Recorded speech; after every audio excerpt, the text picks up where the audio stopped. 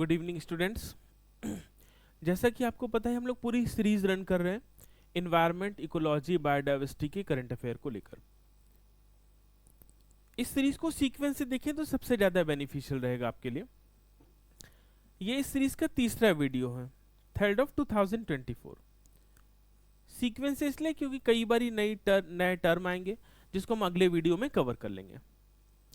जैसे last video में हम लोग ने पढ़ा था एक नेट जीरो कॉन्सेप्ट के बारे में। स्क्रीन पर ध्यान से देखेंगे तो ज़्यादा समझ में आएगा आपको। नेट जीरो कॉन्सेप्ट क्या था?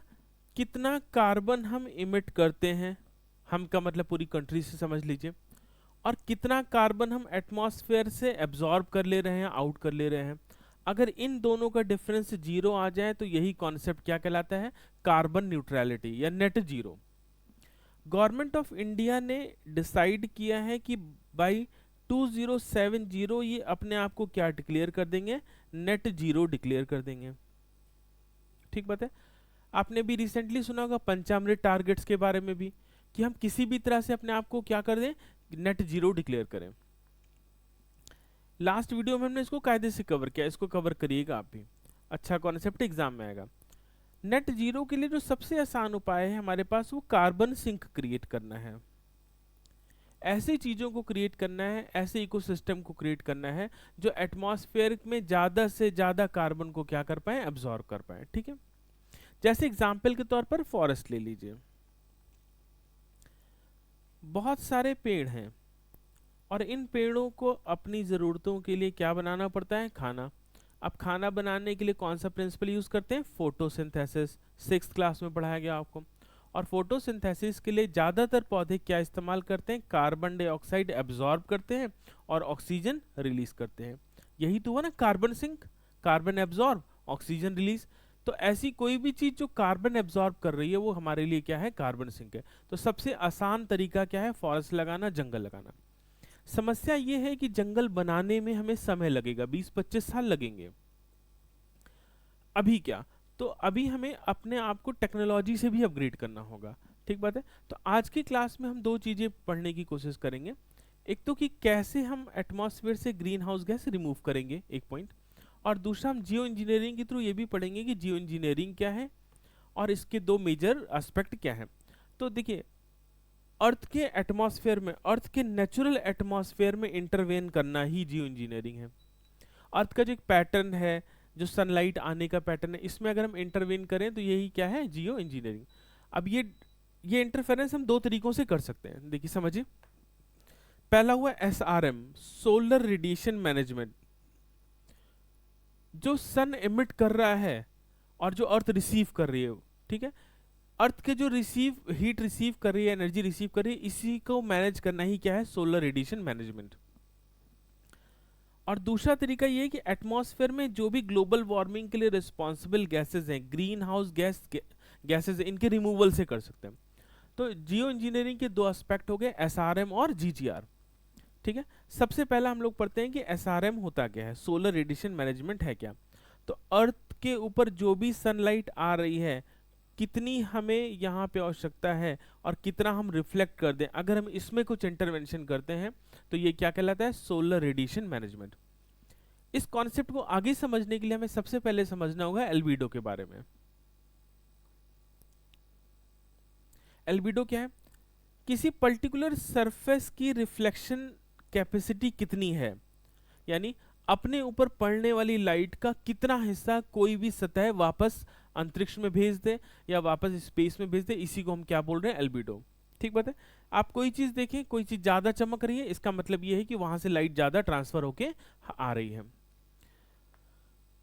अब अर्थ पर अलग अलग तरह के ऑब्जेक्ट हैं, कहीं पे ओशियन है, कहीं पे ग्लेशियर है, कहीं पे फॉरेस्ट है, कहीं पे डेजर्ट है। तो सबका एल्बिडो अलग अलग होता है, राइट। अर्थ पर सबसे ज्यादा जो एल्बिडो है, ये प्रीलिम्स वगैरह के लिहाज से क्वेश्चन हो सकता है, सबसे ज्यादा जो एल्बिडो होता है अर्थ पे, वो किसका होता है? फ्रेश स्नो का। इसमें मैंने एक लिस्ट अटैच कर दी है, आप इसको पढ़ेंगे और इसको बना लीजिएगा। इसका परसेंटेज याद रखने की जरूरत नहीं, बट एक सीक्वेंस याद रखने की जरूरत है आपको। और सबसे कम कितना है?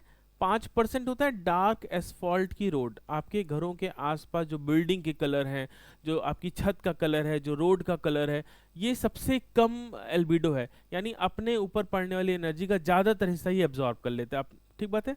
तो 5%, तो अगर हम किसी तरह से इस एल्बिडो के परसेंटेज को बढ़ाएं तो हमारी प्रॉब्लम सॉल्व हो सकती है, यानी अर्थ पर पड़ने वाले रेडिएशन को हम क्या कर सकते हैं, कंट्रोल कर सकते हैं, ठीक है।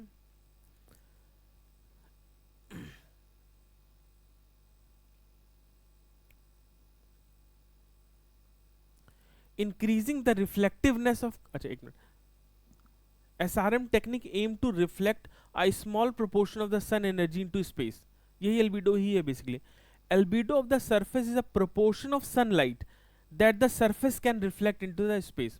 तो सबसे ज्यादा देखिए किसका होता है, फ्रेश स्नो का, 80 to 90% अपने ऊपर पड़ने वाली लाइट को भेज सकते हैं, वापस स्पेस में भेज देंगे, अपने आप जो हीट है वो कम हो जाएगी। और सबसे कम किसका है, डार्क एसफॉल्ट रोड का। इस पे मैंने बताया, मैंने आपको एक लिस्ट अटैच कर दी, देखिए अगर हम अर्थ पर क्लाउड कवर फॉरेस्ट कवर बढ़ा देते हैं तो आप फॉरेस्ट का देखिए एल्बिडो कितना है, 10 से 20%, ग्रासेस का 20 से 25%। तो जहां फॉरेस्ट बना पा रहे हैं, फॉरेस्ट का एक फायदा ये है ना कि कार्बन सिंक का काम करेगा, कार्बन डाइऑक्साइड को एब्जॉर्ब करने का काम करेगा, तो कार्बन सिंक की तरह काम करेगा। इसके अलावा हम देखते हैं कि अलग अलग चीज़ों का अलग अलग एल्बिडो रेशियो है। सबसे ज़्यादा किसका मिलता है, फ्रेश स्नो का। क्लाउड का एल्बिडो अच्छा खासा है, 70 से 80%, ठीक बात है। तो क्लाउड भी हमारे लिए काम करते हैं। इस लिस्ट को याद कर लीजिएगा, इसके सीक्वेंस को याद करिएगा, इनके नंबर्स को याद करने की जरूरत नहीं है। अब मुद्दा आता है एसफॉल्ट की रोडों का, ठीक बात है। ये जो हमने रोड के जाल बना रखे हैं, इनका एल्बिडो 5% है। अगर हम इनके कलर को चेंज कर दें, इसके किसी ब्राइट कलर को चेंज कर दें, पहला पॉइंट तो ये कि चेंज करने के बाद कलर रखें कौन सा, क्योंकि ब्राइट कलर की कई सारी प्रॉब्लम्स क्रिएट होंगी। ज़्यादातर रोडों को ब्लैक कलर में हम लोग इसलिए रखते हैं ताकि रिफ्लेक्शन कम हो पाए, क्योंकि रिफ्लेक्शन होगा तो ड्राइवर की आंखों में भी लगेगा और हमें गाड़ियां चलाने में दिक्कत होंगी, एक्सीडेंट बढ़ सकते हैं। दूसरा एक और रीज़न है ब्लैक कलर की रोडों का कि ये जो कंक्रीट एसफाल्ट की वो सस्ती है, रोडें ज़्यादा बनानी है और हमें सस्ती चीज़ों को करना है। एक और रीज़न हो सकता है कि ब्लैक अपने अंदर हीट ज़्यादा एब्जॉर्ब करती है, तो जो एरिया है उसका टेम्परेचर थोड़ा सा कंट्रोल रहेगा, आसपास के एयर गर्म नहीं होगी या कंपैरेटिवली कम गर्म होगी, ठीक बात है। इसके अलावा कोई और कारण हो आपके पास तो बताइएगा मुझे कि आखिर हम ब्लैक कलर की रोड क्यों यूज़ करते हैं या क्यों बनाते हैं। अब अगर हम इसको ब्राइट कर लेते हैं तो हम काफ़ी हद तक एल्बिडो को मैनेज कर सकते हैं, ठीक बात है। तो हमें इस पर ध्यान देना होगा। लेकिन हम अपनी छतों को वाइट कलर से रंग सकते हैं, अपनी छतों को ग्रीनरी बढ़ा सकते हैं, अपनी छतों पे हम वर्टिकल गार्डन्स यूज़ कर सकते हैं, हम कुछ ये सब कर सकते हैं। ये क्या करेगा, ये एल्बिडो के परसेंटेज को बढ़ाएगा। जितना ज़्यादा सनलाइट रिफ्लेक्ट होकर वापस स्पेस में जाएगी उतना हमारे लिए कम होता रहेगा।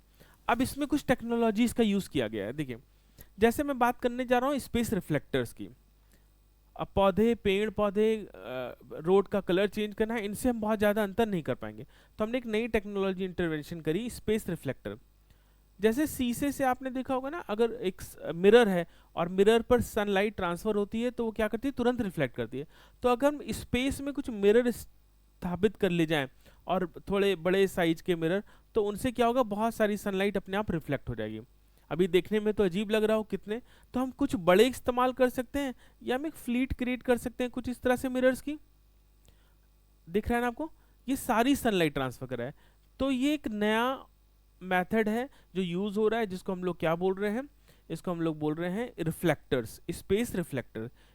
स्पेस रिफ्लेक्टर एक टेक्निक है किसके लिए, एसआरएम के लिए, सोलर रेडिएशन मैनेजमेंट के लिए। राइट, समझ में आ गया। सिंपल सा कॉन्सेप्ट है, जैसे लाइट किसी शीशे पे पड़ती है और वो ट्रांसफर हो जाती है, वो रिफ्लेक्ट हो जाती है, इसी तरह से हम बहुत सारे फ्लीट स्टैब्लिश करें मिरर्स की, और इसी को हमने क्या नाम दे दिया, स्पेस रिफ्लेक्टर्स। एक और हमने देखा क्लाउड। क्लाउड एक अच्छे रिफ्लेक्टर्स की तरह काम करते हैं। जो थिक क्लाउड होते हैं उनका एल्बिडो बहुत ज्यादा होता है, ठीक बात है। तो स्ट्रेटोस्फेरिक एरोसोल्स, देखिए सुपर कोल्ड सल्फ्यूरिक एसिड और नाइट्रिक एसिड का यूज कर कर हम क्लाउड की रिफ्लेक्टिविटी को बढ़ा सकते हैं। ये सिमिलर क्वेश्चन 2019 में 2019 में यूपीएससी प्रीलिम्स में पूछा गया था क्योंकि उस समय ये काफी ज्यादा चर्चा में था। ठीक है, देखिए पूछा गया था कि अभी हाल में ही साइंटिस्ट ने कहा कि injection of sulphate aerosol in the stratosphere, sulphate aerosol का यूज किया जाए। एरोसोल क्या, the solid particle in air is known as aerosol. इसका यूज क्यों किया जा रहा है, तो देखिए इसके 4 ऑप्शन थे। पहला ऑप्शन आर्टिफिशियल रेन, बहुत सारे लोगों ने उस समय आर्टिफिशियल रेन कर दिया। आर्टिफिशियल रेन के लिए कौन सा कंपाउंड यूज करते हैं, तो वो होता है सर सिल्वर आयोडाइड। आप कमेंट करके बताइएगा आर्टिफिशियल रेन के लिए कौन सा हम लोग कंपाउंड यूज करते हैं, राइट। तो इसका सही आंसर क्या है, रिड्यूसिंग ग्लोबल वार्मिंग। तो मैंने आपको बताया एसआरएम का ऑब्जेक्टिव या जियो इंजीनियरिंग का मेजर ऑब्जेक्टिव क्या है। एसआरएम का मेजर ऑब्जेक्टिव है किसी तरह से टेम्परेचर को कम करना, या जो पूरी पृथ्वी गर्म हो रही है इस वार्मिंग को कम करना, ग्लोबल वार्मिंग को कम करना, यही क्या है, तो रिड्यूसिंग ग्लोबल वार्मिंग इसका आंसर हुआ। ये 2019 में था। इस तरह के क्वेश्चन आपसे और पूछे जा सकते हैं। एल्बिडो ही मैनेज करना है, एसआरएम का एक मेजर फंक्शन है कि कैसे सोशल रेडिएशन मैनेजमेंट में हम एल्बिडो को बढ़ा सकते हैं। दूसरा जो इंपॉर्टेंट कॉन्सेप्ट है जियो इंजीनियरिंग का, वो ग्रीन हाउस गैस रिमूवल। अगर हमें अपने आप को नेट जीरो डिक्लेयर करना है तो हमें किस पे ध्यान देना होगा, ग्रीन हाउस गैस रिमूवल पर ध्यान देना होगा। तो देखिए GGR technique aim to directly remove carbon dioxide and other greenhouse gases from the atmosphere. हमें इन सारी गैसेस को डायरेक्टली क्या करना है, एटमॉस्फेयर से हटा लेना है। मैंने आपको बताया सबसे अच्छा तरीका है कि बहुत सारा फॉरेस्टेशन किया जाए, बहुत सारे जंगल लगाए जाएं। ये एक ग्लोबल एफर्ट हो और लार्ज स्केल पर प्लांटिंग हो। थोड़ा उत्तर प्रदेश सरकार जैसा ना हो कि 1 जुलाई से 7 जुलाई तक लगा दिया उसके बाद बेकार हो गया सब कुछ। थोड़ा सिस्टमैटिक हो, प्लान्ड हो। अब ऐसे समझिए, मैं आपको बताता हूँ, गवर्नमेंट ऑफ यूपी 1 सप्ताह चलाती है 1 जुलाई से 7 जुलाई तक उत्तर प्रदेश में। हर बार मैं पेपर में पढ़ता हूँ और बड़ा सरप्राइज भी होता हूँ कि इन्होंने कहा कि हमने 25 करोड़ पौधे लगा दिए, 5 करोड़ पौधे लगा दिए। पौधे लगाने से तो काम होना नहीं, अगले साल कितने बचे, हो सकता है उनका डेटा गवर्नमेंट के पास हो, हमें नहीं लगता कुछ विशेष बचते होंगे। इतनी ज़्यादा टेक्नोलॉजी, हमारे पास अच्छे अच्छे सैटेलाइट हैं। जैसे समझिए, क्या हम ये नहीं आइडिया लगा सकते हैं कि 1 जुलाई से 7 जुलाई तक किस रीजन में लगातार बारिश होनी है 4-5 दिन। 1 जुलाई से 7 जुलाई तक हो सकता हो उत्तर प्रदेश में कई डिस्ट्रिक्ट में बारिश ही ना हो और कई डिस्ट्रिक्ट में खूब बारिश हो। लेकिन अगर हम इस प्रोग्राम को 1 जुलाई से लेकर 30 जुलाई तक कर लें या अगस्त तक कर लें, 1 जुलाई से लेकर 15 अगस्त तक कर लें, और हम अपने सैटेलाइट और अपने मौसम विभाग वाले लोगों से कोऑर्डिनेट करके करें कि किस पर्टिकुलर रीजन में मानसून जो है वो 3-4 दिन तक लगातार एक्टिव रहेगा और वहां पे प्लांटेशन करें, तो हमें हो सकता हो कि बहुत ज़्यादा रिजल्ट मिले, राइट। तो सजेशन है गवर्नमेंट ऑफ यूपी को, शेयर करिएगा, शायद पहुंच जाए। दूसरा अच्छा तरीका हो सकता है बायोचार क्रिएट करना। ये एक नई टेक्निक है, पुआल पैरा, जो धान का रेसिड्यू बचे जा रहा है, जो भूसा बचे जा रहा है, उससे बायोचार बनाना। बायोचार का फायदा क्या है, देखिए एक जनरल सा कंपैरिजन है कि अगर 1 टन बायोचार बनाया जा रहा है तो 3 ton carbon oxide, 3 ton carbon dioxide को परमानेंटली क्या कर दे रहा है, एटमॉस्फेयर से रिमूव कर दे रहा है। अब बायोचार बनाने के लिए हम पायरोलिसिस एक मेथड उसको यूज करते हैं। एक सेपरेट वीडियो बनाएंगे बायोचार बनता कैसे। ऐसे समझिए, किसी चीज को जलाना और पूरा ना जले, एक थोड़ा सा अध जला जैसा कुछ बन जाए, तो यही बायोचार है। और इसको आजकल बड़े फैक्ट्रीज भी बन रही हैं, बहुत सारा कॉटेज इंडस्ट्री की तरह भी बनाया जा रहा है। और सबसे अच्छा इसके प्लांट्स के लिए और क्रॉप्स के लिए बड़े बेनिफिट निकलकर सामने आ रहे हैं। तो अगर हम बायोचार प्रमोट करें तो हम इस तरह की प्रॉब्लम को कम कर सकते हैं। हम सीधे सीधे क्या कर पा रहे हैं, कार्बन को एब्जॉर्ब कर पा रहे हैं। तो कार्बन सिंक के लिए बायोचार प्रमोट करना एक अच्छी टेक्नोलॉजिकल इंटरवेंशन है, जिससे हम काफ़ी कुछ पा सकते हैं। दूसरा, हमने देखा कि कई सारी बड़ी बिल्डिंग साइज मशीन आ चुकी हैं जो सीधे ही एयर को एब्जॉर्ब कर लेती हैं, कार्बन को एब्जॉर्ब कर लेती हैं। ऐसी मशीन के इंस्टॉलेशन प्रैक्टिकली तो मैंने नहीं देखे, नेट पे बहुत देखे। देखिए, ये एक ऐसी मशीन्स हैं जो सीधे क्या कर रही हैं, इनमें से कार्बन एब्जॉर्ब कर ले रही है, एयर प्यूरिफायर की तरह काम कर रही हैं। ठीक बात है। इस तरह की मशीन्स के यूज बढ़ा सकते हैं। बट अभी जहां बहुत पॉल्यूशन है या जहां बहुत ज़्यादा डायरेक्टली जो अर्बन हीट आइलैंड बनाया जा रहा है, वहां पे हम इनको यूज कर सकते हैं। अगले वीडियो में हम लोग कवर करेंगे ना अर्बन हीट आइलैंड के बारे में, बहुत इंपॉर्टेंट टॉपिक है और एग्जाम में आएगा भी। इवन हमें लगता है 2013 में मेंस में पूछा भी गया है, यूपीएससी मेंस में अर्बन हीट आइलैंड को लेकर क्वेश्चन पूछा गया है। इसके अलावा हमारे पास एक तरीका हो सकता है ओशन फर्टिलाइजेशन। ओशन बहुत अच्छा कार्बन सिंक का काम करता है।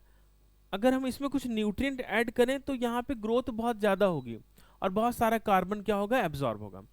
बट इसमें बहुत सारे इश्यूज होंगे। एक पॉइंट समझिए, इंटरवेंशन करना तो आसान है, अगर हम अर्थ की नेचुरल चीज़ों में इंटरवेंशन करने तो बहुत आसान टास्क है, बट क्या हम इसके चैलेंजेस से अवेयर हैं या इससे जो कॉम्प्लिकेशंस क्रिएट होंगे उससे अवेयर हैं? तो आंसर इज नो।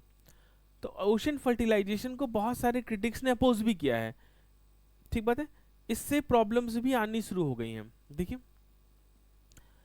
कुछ सीरियस इन्वायरमेंटल चैलेंजेस हैं, जो मरीन लाइफ है वो बिल्कुल इफेक्ट होगी। ऐसे समझिए, जो नेचुरल किसी पर्टिकुलर एटमॉस्फेयर में ग्रो कर रहा है वो नेचर चाहती है, नेचुरल ग्रोथ है। अगर हम यहाँ कुछ आर्टिफिशियल इंटरवेंशन करते हैं तो कुछ स्पीसीज की ग्रोथ और होगी जो नेचर नहीं चाहती थी, और इसका रिजल्ट क्या होगा इसके बारे में हमें आइडिया नहीं है। इसी तरह से एनहांस्ड वेदरिंग एक अच्छा कॉन्सेप्ट है। इसमें भी हम लोग क्या करते हैं कि हम कुछ मिनरल्स को एटमॉस्फेयर में इंटरवेन करते हैं, जैसे समझिए सिलिकेट्स मटेरियल को करते हैं, ताकि सिलिकेट्स और कार्बन डाइऑक्साइड या कार्बन के साथ रिएक्शन करके कुछ परमानेंट कंपाउंड्स में चेंज हो जाए, ठीक बात है। देखिए EW enhance weathering technique propose to dissolve crust minerals, और कौन सा particularly, silicate minerals on land and in the sea to react with and fix atmospheric carbon dioxide into. Objective वही है कि हमें क्या करना है, GGR को एब्जॉर्ब करना है। एक एकदम रिसेंट टेक्निक हमने देखी है माइक्रो बबल्स। ओशन में बनने वाले एयर के बबल्स बहुत अच्छे रिफ्लेक्टर के काम कर रहे हैं और इनका कोई इम्पैक्ट भी नहीं है, इनका कोई साइड इफेक्ट भी नहीं है। हमें क्या करना है, हमें अपने ऊपर पड़ने वाले सनलाइट को ट्रांसफर करना है। तो माइक्रो बबल्स एक बहुत अच्छा हमारे लिए टेक्निक हो सकते हैं। देखिए million of tiny air bubbles reflect the high lights of high amount of lights, ठीक बात है। तो देखिए एक इमेज मुझे मिली थी इंटरनेट पे जिसमें आर्टिफिशियली बहुत सारे बबल्स क्रिएट कर दिए गए हैं और बहुत बड़े एरिया में, ओशन बहुत बड़ा है, उसमें हम इसको चाहे जिस हद तक, और चूंकि एयर के बबल्स हैं तो इनका कोई डायरेक्ट इम्पैक्ट भी नहीं होगा। और ये किस तरह से काम करेंगे, ये एक रिफ्लेक्टिव के लिए काम करेंगे, सोलर रेडिएशन मैनेजमेंट में भी काम करेंगे, राइट। तो अभी आपने इस वीडियो में कवर किया बेसिकली जियो इंजीनियरिंग के बारे में। जियो इंजीनियरिंग में दो मेजर एस्पेक्ट पढ़े आपने, पहला पढ़ा सोलर रेडिएशन मैनेजमेंट और दूसरा पढ़ा ग्रीन हाउस गैस रिमूवल के बारे में, ठीक बात है।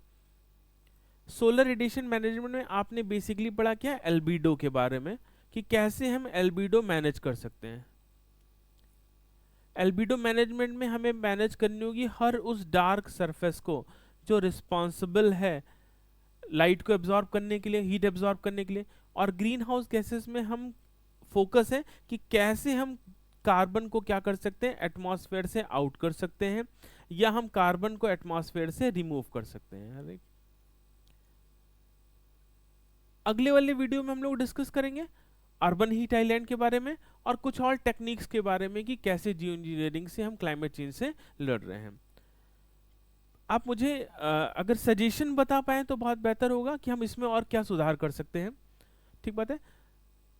मैं अपने एक्सपीरियंस से मैं इंश्योर कर सकता हूं कि अगर आप इस सीरीज को सीक्वेंस से फॉलो करते हैं तो 2025 प्रीलिम्स, 24 तो हो चुका, 25 प्रीलिम्स में आपको काफी बेनिफिशियल रहने वाली है ये सीरीज, राइट। आज के लिए कोई मेंस का क्वेश्चन नहीं। सेकंड नंबर वीडियो में मैंने कुछ मेंस के क्वेश्चंस भी कवर किए थे आपके लिए, अगर आपने उसके आंसर लिखे हो तो मुझे भेजिएगा, डिस्क्रिप्शन में सारी डिटेल आपको मिल जाएगी। Okay, thank you.